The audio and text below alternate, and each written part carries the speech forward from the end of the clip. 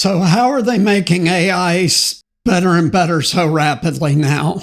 Let's find out more about that right now. Chinese researchers introduced Omni-Math, a for now challenging benchmark test. So this is how they're getting AI better and better and better, is designing benchmarks and measuring performance against these benchmarks. This is going to become more and more common, and all the big AI companies are going to start to use these benchmarks that are being established, not only to make their AI better, but for positive publicity. Chinese researchers have built Omni-Math, a data set and benchmark of 4,428 mathematical Olympiad competition level problems. Omni-Math is designed to provide a competitive test of how well LLMs understand math, superseding existing and mostly saturated benchmarks.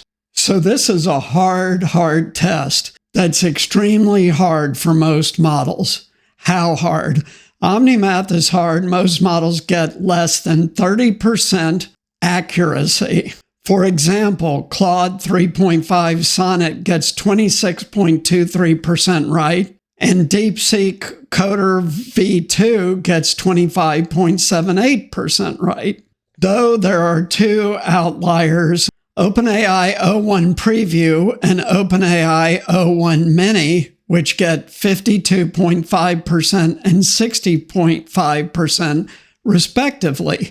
So very interesting. The Mini gets better performance on this math benchmark test. This suggests Omni-Math is, for now, a hard benchmark, though we should expect new models to wrap in RL, like the O1 series, to do substantially better. The open question is how long it will remain hard for. Will the best models be getting greater than 90% plus next year, or more like 70%? So why does this matter? Knowing where you're going is getting increasingly difficult. Omni-Math is a hard benchmark to evaluate as a human unless you're also quite good at math. And of course, there's students who participate in these math Olympiads and people who do heavy math for their careers, like engineers, architects, etc., and are very good at math. Many modern hard benchmarks now exhibit this property, being good at math. AI systems have got sufficiently good that our own ability to build evaluations for them is now limited by deep subject matter expertise rather than generic high school human expertise. This is significant. In a real sense, many AI systems are now way above average human competence on some tasks. So therein lies the critical point, folks. Where is AI at today? Better than humans on many tasks. In fact, Sam Altman recently said that as a general statement, AI has reached human intelligence equivalent. Now, what he means by that, to be clear, is in discrete verticals. Human equivalence in coding, human equivalence, or better, in reading x-rays, human equivalence in writing copy.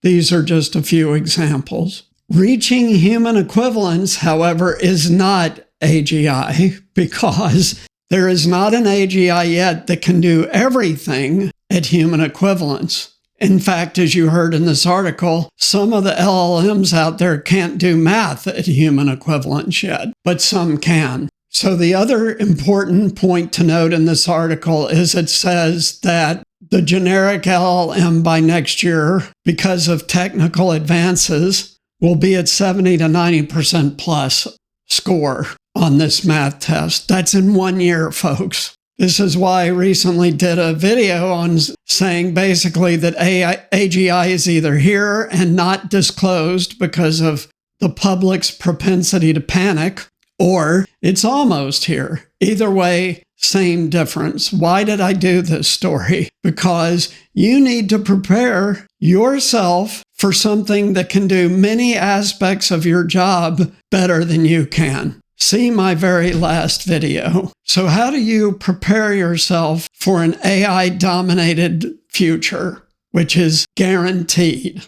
Well, if you regularly watch this channel, you're going to get tips on things to do. You're going to get job recommendations that are relatively AI safe. You will get recommendations on which jobs to avoid.